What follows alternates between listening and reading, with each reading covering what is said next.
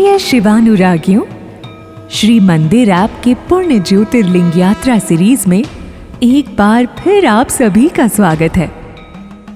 इस भक्तिपूर्ण सागर में गोते लगाते हुए जहां अब तक आप संपूर्ण ब्रह्मांड के स्वामी देवाधिदेव के भारतवर्ष में स्थित 12 ज्योतिर्लिंगों में से 8 ज्योतिर्लिंगों की प्राकट्य कथा के बारे में जान चुके हैं, वहीं आज हम आपको भोलेनाथ के 9वें ज्योतिर्लिंग के बारे में विस्तारित रूप से बताने वाले हैं। भगवान शिव का ये ज्योतिर्लिंग बैद्यनाथ ज्योतिर्लिंग के नाम से जाना जाता है, जो झारखंड राज्य के देवघर जिले में स्थित है। मान्यता है कि महादेव का इस ज्योतिर्लिंग स्वरूप के दर्शन मात्र से ही भक्तों के सभी कष्टों का निवारण हो जाता है।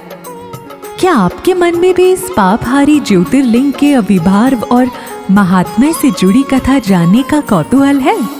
तो आइए आज इसी तथ्य के बारे में जानते हैं। अनादि अनंत प्रभु महादेव के बैद्यनाथ ज्योतिर्लिंग का संबंध लंकाधिपति रावण से है। शिव पुराण के कोटि रुद्र संहिता में निहित कथा के अनुसार अत्यंत अहंकारी लंकाधीश रावण भगवान शिव का परम भक्त था। वह समय समय पर अपनी कठोर तपस्याओं से महादेव को रिझाने की कोशिशें करता था। ऐसे ही एक बार कैलाश पर्वत पर बड़े ही भक्ति भाव से शिव की आराधना कर रहा था। कुछ काल तक निष्ठा से आराधना करने के बावजूद भी जब महादेव प्रसन्न नहीं हुए, तब लंकेश ने उनको प्रसन्न करने के लिए एक दूसरा तप करने का विचार किया। उसने पर्वतराज हिमालय के दक्षिण में एक वन से भरे हुए जमीन पर गड्ढा खोद उसमें दिव्य अग्नि स्थापित की और वहीं भगवान शिव को स्थापित कर हवन आरंभ कर दिया। यह एक अत्यंत कठोर तपस्या थी। ग्रीष्म ऋतु में जहां लंकेश अग्नि के बीच बैठ तप करता, तो वहीं शीत ऋतु में जल के मध्य खड़े होकर। इस तरह से कुछ समय तक उसकी तपस्या चलती रही, लेकिन दुरात्माओं द्वारा जिन्हें रिझाना अत्यंत कठिन है, वहीं महादेव रावण के इस तप से भी प्रसन्न नहीं हुए। परंतु फिर भी महामनस्वी राजा रावण निराश नहीं हुआ। तब उन्होंने अपने 10 सिरों को काटकर शंकर जी का पूजन करने का निर्णय किया। बस फिर क्या था, विधि पूर्वक भोले भंडारी की आराधना करते हुए एक एक करके रावण ने अपने सिर काटने शुरू किए। देखते ही देखते दशानन अपने 9 सिरों को काटकर भगवान को अर्पित कर चुका था और अब बस अंतिम सिर की बारी थी। जब रावण उस सिर को भी काटने के लिए प्रस्तुत हुआ, तब भक्त वत्सल्य भगवान शंकर उसके समक्ष प्रकट हुए और उसे ऐसा करने से रोका।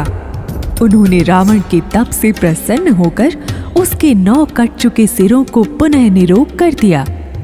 साथ ही प्रभु ने उसे उत्तम बल भी प्रदान किया।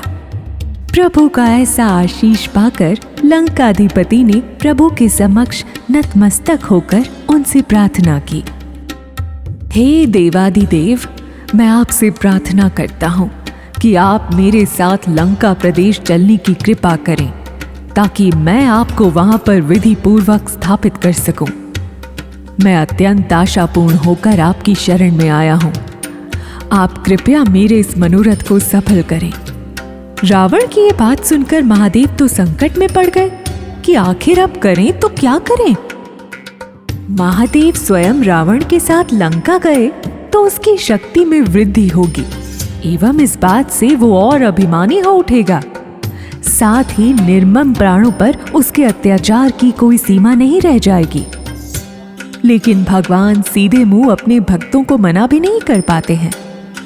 अंत में थोड़ा सोचकर महादेव ने कहा, हे भक्त दशानन, अगर तुम मानो तो मैं तुमसे एक बात कहता हूं।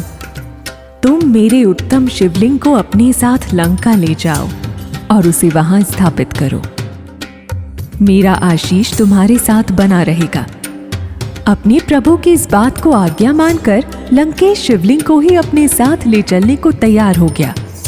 तभी महादेव ने उससे फिर कहा, तुम इस शिवलिंग को अपने साथ ले तो जा रहे हो, परंतु एक बात का ध्यान अवश्य रखना। इस शिवलिंग को बीच रास्ते में कहीं उतार न देना, वरना वो उसी स्थान पर हमेशा के लिए स्थापित हो जाएगी।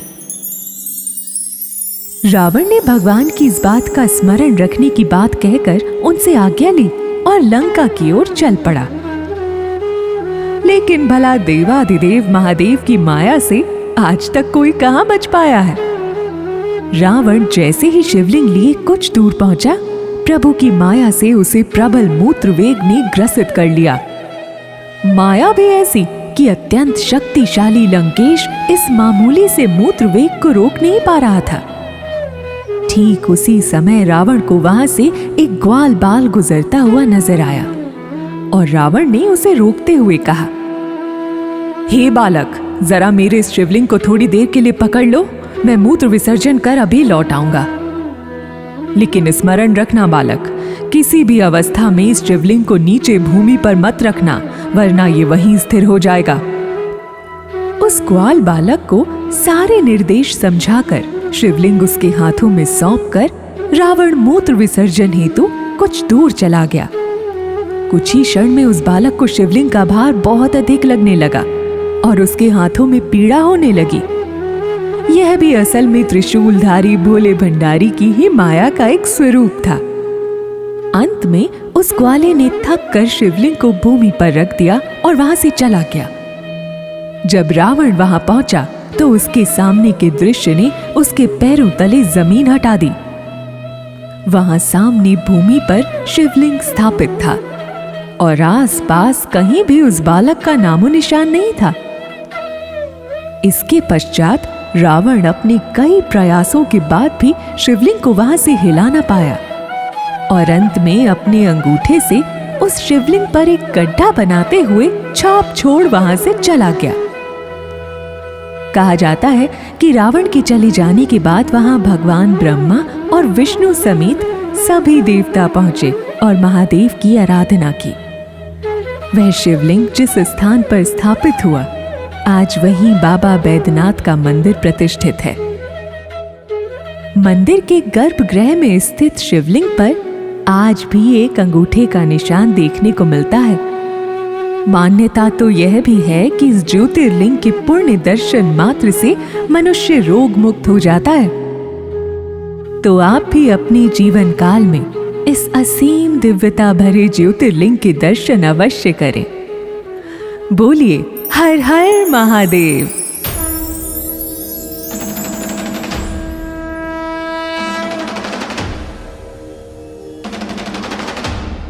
श्री मंदिर ऐप के ज्योतिर्लिंग यात्रा सीरीज के इस एपिसोड में आप सुन रहे थे अत्यंत कल्याणकारी बैद्यनाथ ज्योतिर्लिंग के बारे में। आने वाले एपिसोड में हम फिर से आपके लिए एक और ज्योतिर्लिंग की महात्म्य कथा लेकर उपस्थित होंगे। तब तक के लिए आप बने रहिए श्री मंदिर ऐप के साथ। ओम नमः शिवाय।